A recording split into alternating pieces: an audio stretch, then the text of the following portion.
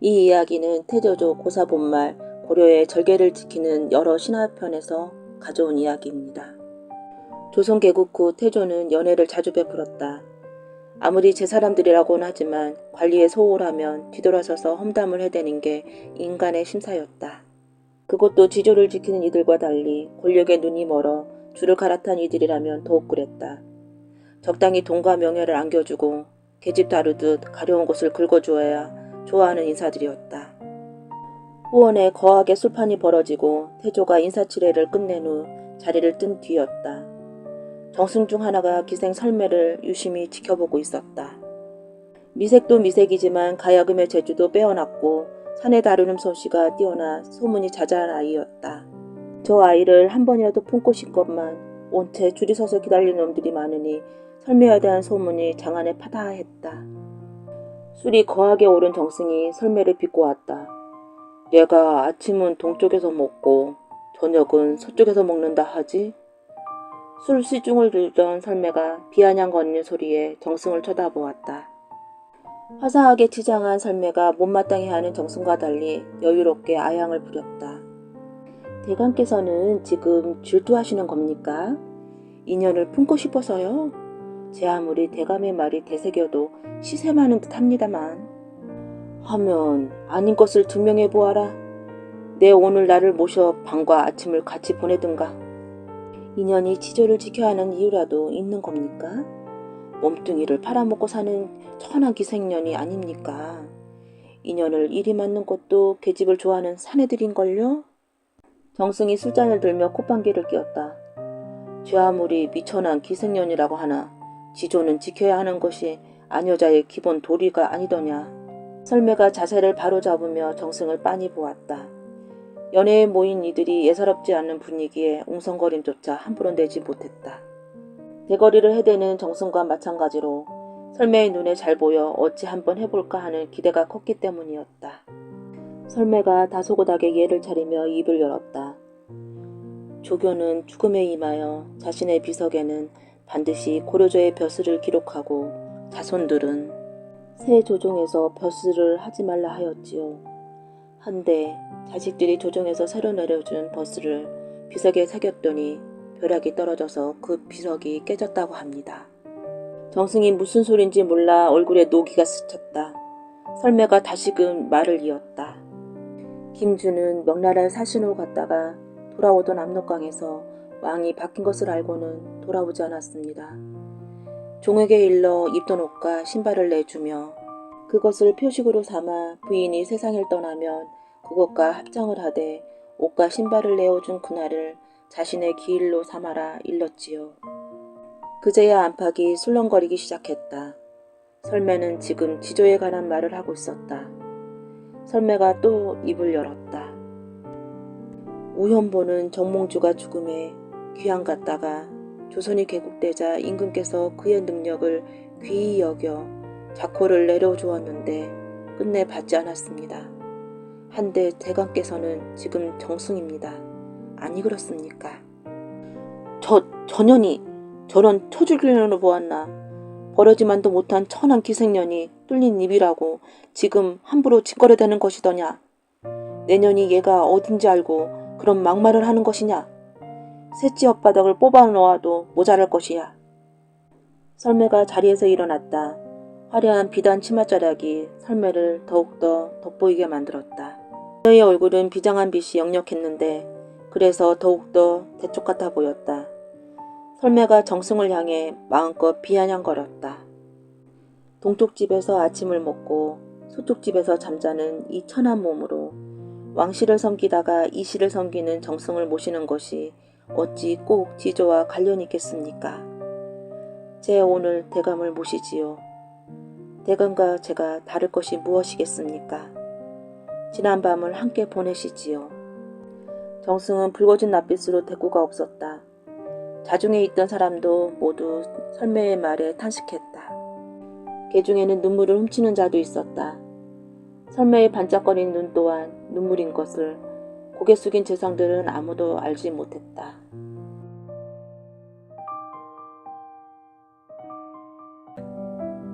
옛날 어느 마을에 가난한 선비가 살고 있었다. 산길을 오르며 숲속에 핀 두견화를 바라보던 선비는 자신의 부인이 처음 시집 오던 날이 생각났다. 홀어머니 밑에서 자라난 선비는 집안 형편도 어렵고 해서 마을 사람들은 모두 장가가기가 어려울 거라 했다. 그런데 우연히 가문 좋은 송씨 집안에서 통혼이 들어와 이렇게 혼례를 치르게 되었으니 그것은 비단 선비의 집안의 경사뿐만 아니라 마을 경사라고 할 만큼 온 마을 사람들이 기뻐했다. 마을 사람들은 그런 송씨 부인을 보고 화수하라 부르며 꽃 중에서도 그렇게 예쁜 꽃이 없을 거라 칭찬하였다. 아니, 무엇을 그리 골똘히 생각하나? 선비의 친구가 두견화에 덩신 팔고 있는 선비에게 물었다. 실은 이 꽃을 보니 아내 생각이 나서. 선비는 민망한 듯 상기된 얼굴로 대답했다. 참, 아내 없는 사람 서럽게 하는군. 그래, 자네 아내가 그 꽃을 닮았는가? 친구는 선비를 짓궂게 놀렸다. 그런 게 아니고 실은 아내의 별칭이 화수하거든. 자네 아내가 그리도 미색이란 말인가? 친구는 화수하라는 말에 호기심이 생겼다. 그동안 서로 집생각을 버리고 학문에만 전념하였거늘 오늘 송씨 부인의 이야기를 들은 이후 친구의 마음이 흔들리고 있었다. 화수하라. 화수하. 얼마나 미색이면 화수하라고 했을까. 옆에서 곤히 잠든 선비를 바라보던 친구는 무언가 결심을 한 듯 짐을 챙겨 새벽 안개를 밟으며 절을 떠났다. 이름을 바꾸고 박물장수의 집에 방을 얻은 후 선비의 집 근처에 매일같이 배회했지만 좀처럼 선비의 아내를 볼 수가 없었다. 그렇게 며칠이 지나자 조급해진 친구는 박물장수 할머니에게 은근히 물었다. 할멈, 이 근처에서 미색이 뛰어나 화수하라고 불리는 여인이 산다던데 혹 알고 있소? 박시댁 아씨 말씀하시는 모양이구먼요. 할멈은 단번에 대답했다. 헌데 요즘 아씨께서 병이 나신 모양이에요. 친구는 그 말에 귀가 번쩍 뛰었다. 거참 안됐군. 할멈, 사실은 내가 의원인데 이 근방으로 이사를 오려고 터를 알아보는 중이었어. 그런 딱한 사정을 들으니 내가 가만히 있을 수가 없구려. 내가 한번 봐드릴 테니 그 집에 기벌을 해주시게나. 할멈은 친구의 말에 기뻐하며 그 길로 선비의 집으로 달려가 이 소식을 전했다. 하지만 송씨 부인은 그다지 반가워하지 않았다. 제 병이 그다지 심한 것도 아니니 그리 수선을 피울 필요가 없습니다. 할멈은 더 이상 권하지 못하고 돌아왔다. 친구는 기대했던 기회가 허망하게 사라지자 송씨 부인에 대한 마음이 더욱더 간절해졌다. 그날 밤 친구는 살그머니 선비의 집으로 가 주변을 살핀 후 담장 위로 뛰어 올라갔으나 순찰을 돌던 포졸들에게 들키고 말았다. 결국 친구는 사람을 시켜 보쌈을 하기로 결심했다. 그러나 계획이 착착 진행되어 보쌈한 날짜만 기다리고 있을 무렵 그러던 어느 날 선비가 평양감사가 되어 식소를 이꾸고 길을 떠난다는 소식을 접하게 되었다. 옳지, 드디어 기회가 왔구나. 드디어 선비의 일행이 성석고를 지나가려 할 때였다. 이보시게 그간 안녕하셨는가? 아니, 이게 누구신가? 긴 말 필요 없네. 난 자네를 보기 위해 이곳에도 기다린 건 아니네. 화수하라고 불리는 자네 아내를 데리러 온 것세.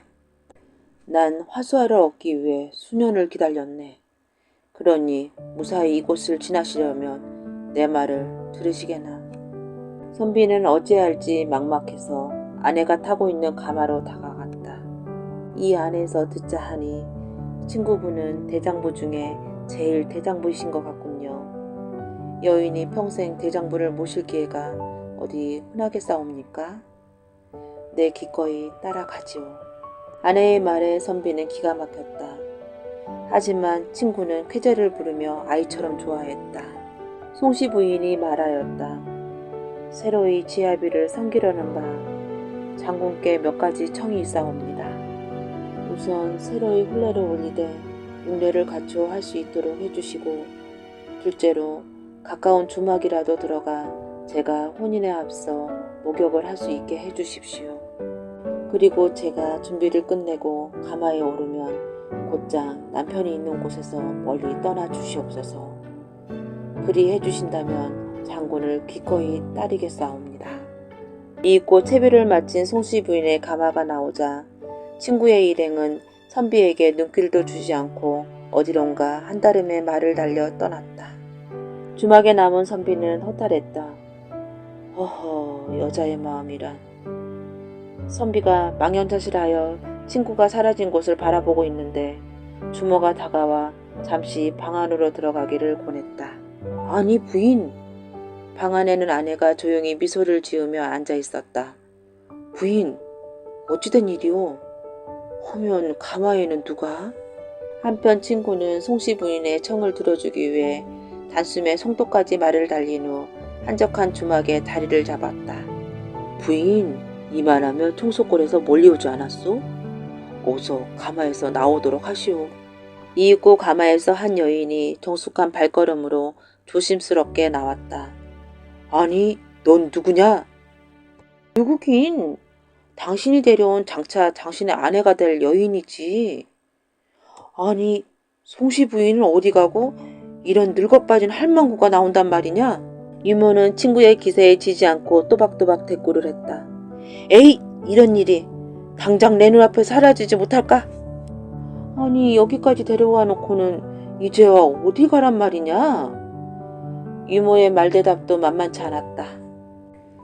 친구는 큰소리로 허탈하게 웃으며 그간 어리석었던 자신의 욕망을 허공 속으로 날려보냈다. 진정 하수아는 하수아로다. 하수아야, 내 어찌 그리도 어리석었단 말인가. 친구는 우선 송씨 부인의 유모에게 마른 재물을 주어 돌려보낸 후 자신은 그 길로 절에 들어가 중이 되었다. 그 후 선비는 아름다운 아내와 아들딸 낳고 행복하게 잘 살았다고 한다. 옛날 어느 시골 마을에 예쁘기로 소문난 처녀가 있었는데 갑자기 부모를 잃고 혼자 살게 되었다. 인물 좋고 솜씨 좋은 처녀였으니 자연 여러 곳에서 청혼이 들어왔으나 그 처녀는 부모 3년상이 끝날 때까지는 시집갈 생각이 전혀 없다고 거절했다. 아름다운 처녀가 혼자 살고 있다는 소문을 듣고 마음씨 고약한 사람이 자기가 한번 그녀를 꿰어보겠다고 마음먹었다. 남자는 그녀를 찾아가서 온갖 선심을 다 써가면서 꿰어봤으나 그녀는 쳐다보지도 않았다. 화가 난 남자는 유혹까지 했으나 그녀의 마음을 움직일 수가 없었다. 그래서 최후의 수단으로 밤중에 찾아가서 강제로라도 제 아내로 삼아보겠다고 결심했다. 남자의 속셈을 미리 알아챈 처녀도 국리 끝에 한 꾀를 생각해냈다. 큰 개를 물동이에 넣고 부엌 아궁이에는 밤을 묻어놓았다. 그리고 다시 뜰에는 개똥을 잔뜩 주워다 놓고 대들보에는 절구통을 달아매 두었다. 마당에 멍석을 펴두고 그 옆에 지게를 놓아두었다. 드디어 밤이 되었다. 비치던 달빛마저 구름에 가리우고 사방이 고요해지자 남자는 살인문을 살금히 열고 마당으로 들어섰다. 잠시 후 방문을 열려고 했으나 처녀는 문고리를 잠그고 열지를 않았다. 남자는 완력을 써서 문고리를 빼고 방으로 들어갔다. 처녀도 이제는 어쩔 수 없게 되었다. 남자가 그녀의 몸을 덮치려고 했으나 그녀는 작은 목소리로 사정을 했다. 당신이 내 얼굴이 고운데 반해서라면 불을 밝히고 내 얼굴을 보아할 게 아니에요. 라고 속삭였다. 남자는 과연 그렇다고 생각하면서 성냥이 어디 있느냐고 물었다. 처녀는 성냥은 없고 부엌 아궁이에 불씨는 있다고 말했다. 남자는 불을 밝히기 위해 아궁이로 가서 불씨를 뒤적거리며 입으로 바람을 불어넣었다. 그 순간 재 속에 묻어놓았던 밤알이 익어서 탁 하고 튀는 바람에 남자는 눈을 한데 얻어맞고 말았다. 그리고 온통 잿가루로 뒤범벅되었다. 남자는 갑작스러운 일에 놀랄 뿐 아니라 눈이 멀고 얼굴이 화끈거려 견딜 수가 없었다. 남자는 어둠 속에서 물동이를 찾았다. 찬물로 씻으면 뜨거운 기운이 없어질 것 같아서 두 손으로 부뚜막을 더듬자 물동이가 손에 닿았다. 그래서 물을 뜨려고 손을 넣는 순간 계란놈이 손가락을 꽉 물었다. 어이쿠 하며 견딜 수 없는 아픔에 펄쩍 뛰다가 엉덩방아를 찧었다. 남자는 속았다는 생각을 하니 화가 치밀었다. 그래서 방에 들어가서 처녀를 죽여야겠다고 생각했다. 남자는 부엌에서 나왔다. 화도 나고 급하기도 해서 빨리 발을 내딛다가 그만 개똥을 밟아 미끄러졌다. 엉덩방아를 쪄서 아프기도 하였거니와 냄새도 고약해서 더욱 화가 났다. 남자는 벌떡 일어나 마루로 올라섰다. 그 순간 대들보에 달아매었던 절구통에 이마를 부딪혀서 무거운 절구통이 아래로 떨어졌다. 이렇게 해서 그 아름다운 처녀는 화를 면하고 부모의 3년상이 끝난 다음 양반집 도련님에게 시집가서 아들, 딸 낳고 잘 살았다고 한다. 옛날에 서로 온수 사이인 집안이 있었다. 한 집안은 이씨이고 다른 집안은 김씨인데 당파 싸움의 소용돌이 속에서 서로 반대파가 되어 온수로 지내게 되었던 것이었다. 두 집안 가장은 어떻게든 더 높은 벼슬자리에 얻어서 상대편을 제압하려고 노심초사 사력을 다했다. 두 집안 가운데 먼저 벼슬길에 나아간 것은 김씨 가문이었다. 김씨네 가정은 과거에 당당히 급제해서 평안도 한 고을의 부사가 되어 이씨 집안을 혼내줄 날을 기다렸다. 그런데 그 김부사의 귀에 날벼락 같은 소식이 들려왔다. 이씨 집안의 가장이 그 사이에 벼슬길에 나아가 평안도 감사가 돼서 평양으로 부임한다는 소식이었다.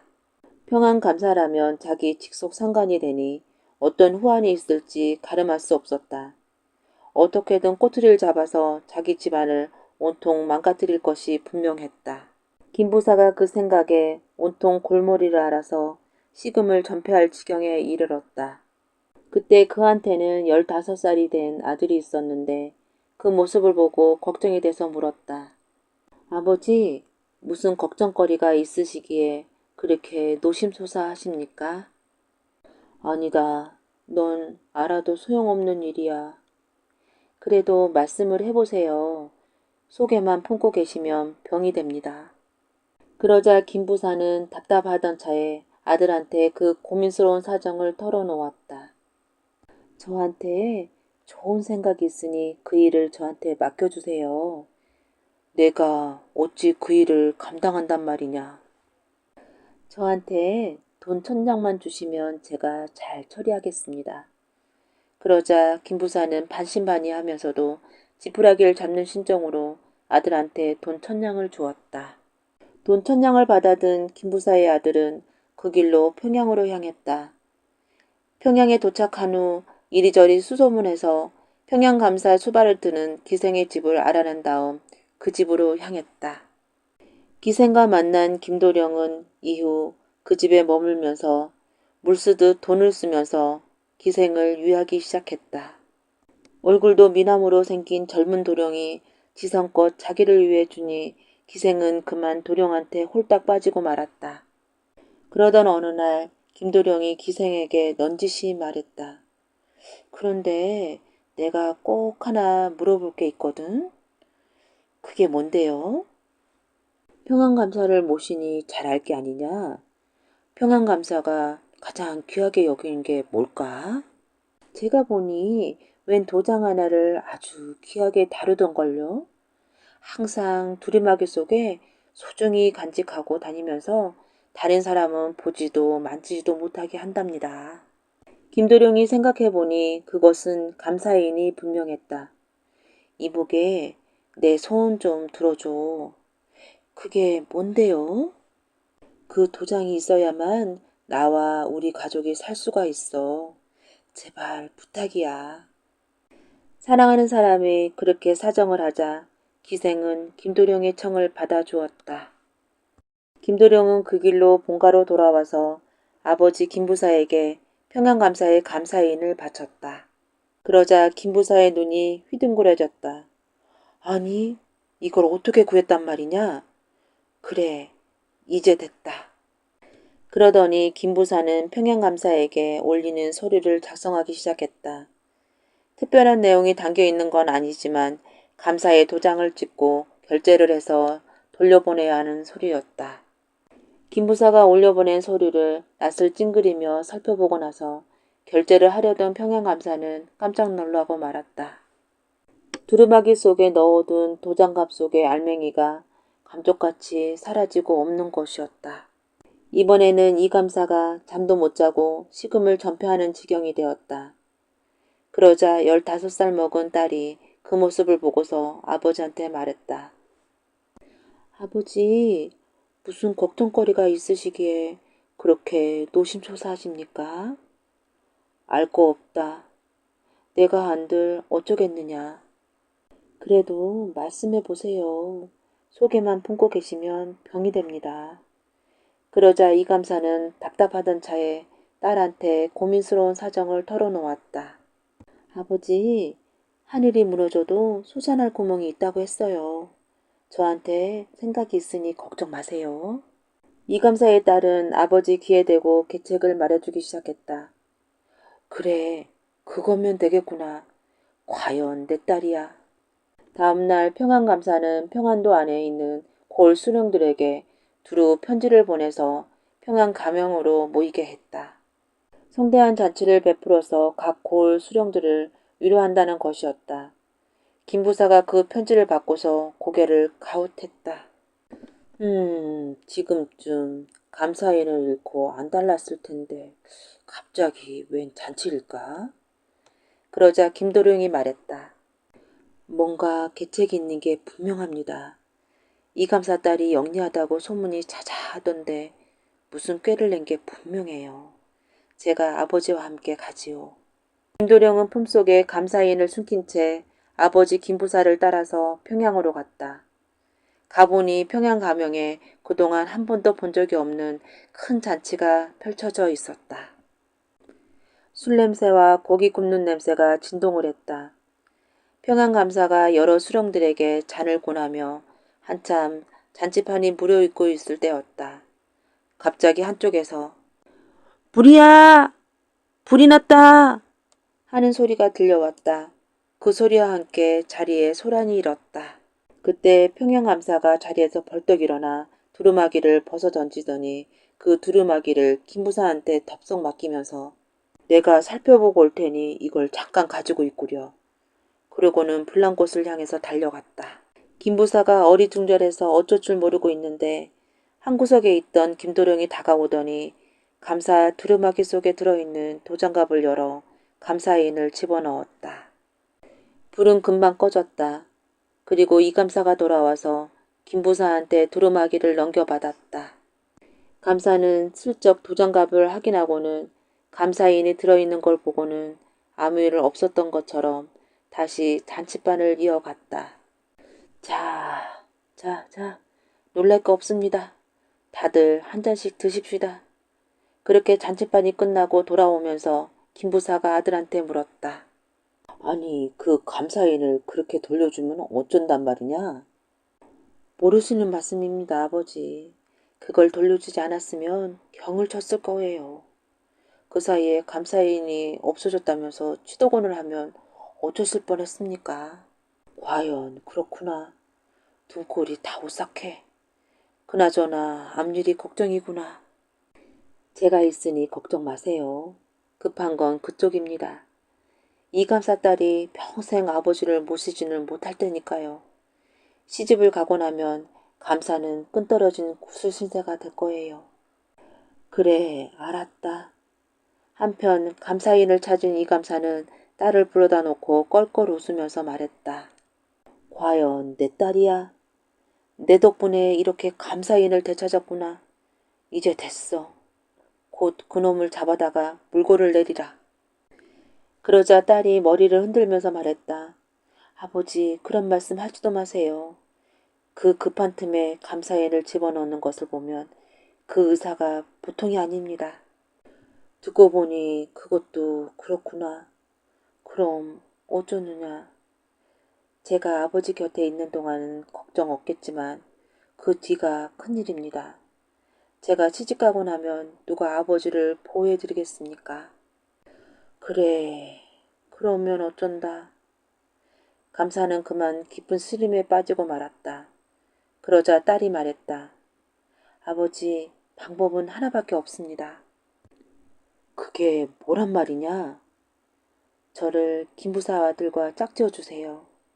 제 짝이 될 만한 사람으로 그 이상 가는 사람이 없습니다. 따지고 보면 두 집안이 평생 온수로 지내라는 법이 없지 않습니까? 이참에 화해를 청하세요. 이감사가 가만 들어보니 그 말이 꼭 맞는 말이었다. 그래서 중매쟁이를 김부사한테 보내서 서로 사돈 맺자는 뜻을 알렸다.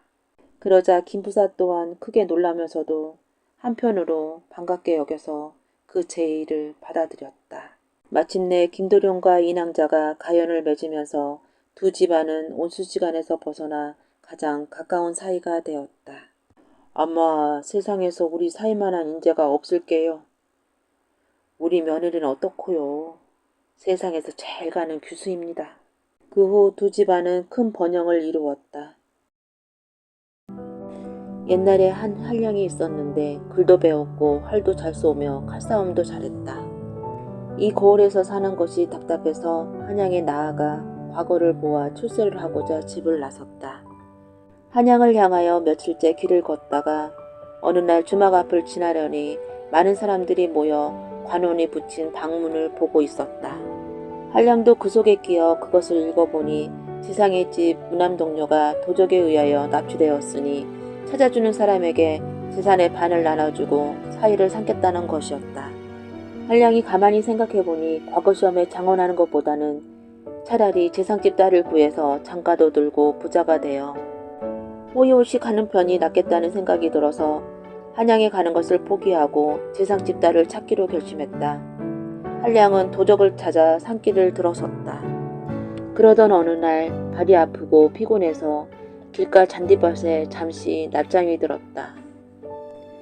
꿈에 백발 노인이 나타나서 하는 말이 나는 산신령인데 도적을 잡으려면 이곳에서 산을 셋을 넘어라. 거기 큰 바위가 있고 그 바위 아래 사금파리가 있을 것이다. 그 사금파리를 떠들면 작은 구멍이 있을 것인즉 그 속으로 들어가라 하고 하였다. 꿈의 현몽대로 험한 산을 셋이나 넘으니 큰 바위가 있었다. 과연 그 바위 아래는 사금파리가 있었고 사금파리를 떠들고 보니 작은 구멍이 있었다. 한량은 산에 가서 칡농쿨을 끊어다가 길게 동아줄을 만들고 동아줄 끝에 삼태기를 만들어 매고 방울을 달아두었다. 그거로 한량이 들어갔다. 들어가도 한없이 땅속으로만 들어갔다. 약 3,000길쯤 들어가니 갑자기 구멍속이 밝아지며 개가 짖고 닭이 우는 소리가 들려왔다. 내려다보니 아름다운 무릉도원이 전개되고 있었다. 한량은 다 왔다고 방울로 신호하고 지하국으로 내려갔다.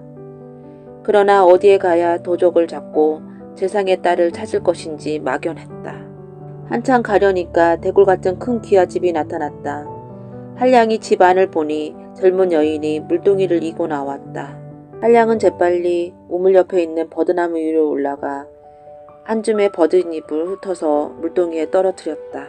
물동이에 버들잎이 들어가자 여인은 물을 버리고 다시 물동이에 물을 떴다. 한량은 또다시 버들잎을 물동이에 떨어뜨렸다.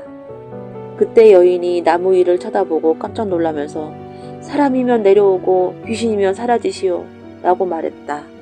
한량은 나무에서 내려가 자기가 여기까지 온 내력을 이야기하고 도적이 어디에 사는지 아느냐고 물으니 젊은 여인은 깜짝 놀라며 자기가 바로 재상의 딸이고 납치되어 도적네 집에서 살고 있다고 했다.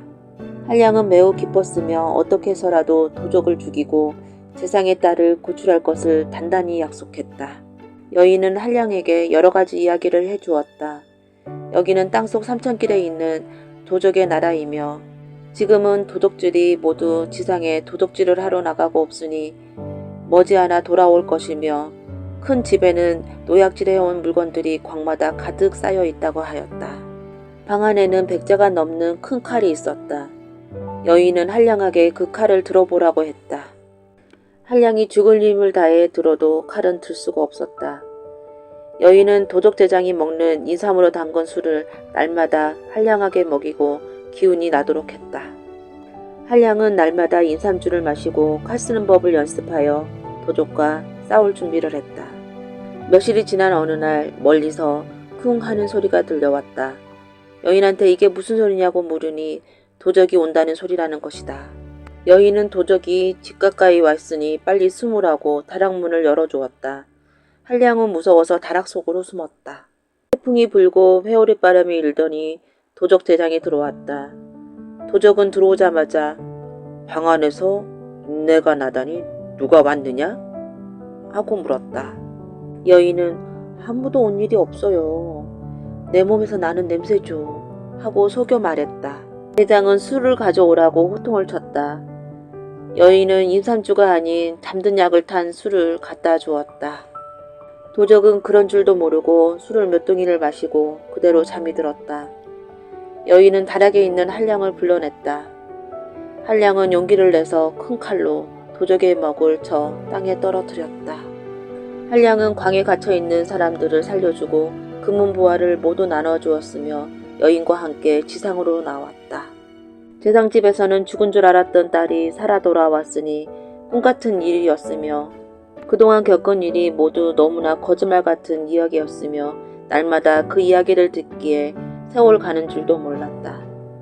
재상집에서는 딸을 찾은 기쁨에 날마다 잔치를 벌였으며 한량은 약속대로 사위를 삼았으니 잔치가 석 달 동안이나 계속되었는데 이 세상에서 벌어진 잔치 중에 가장 큰 잔치였다고 한다.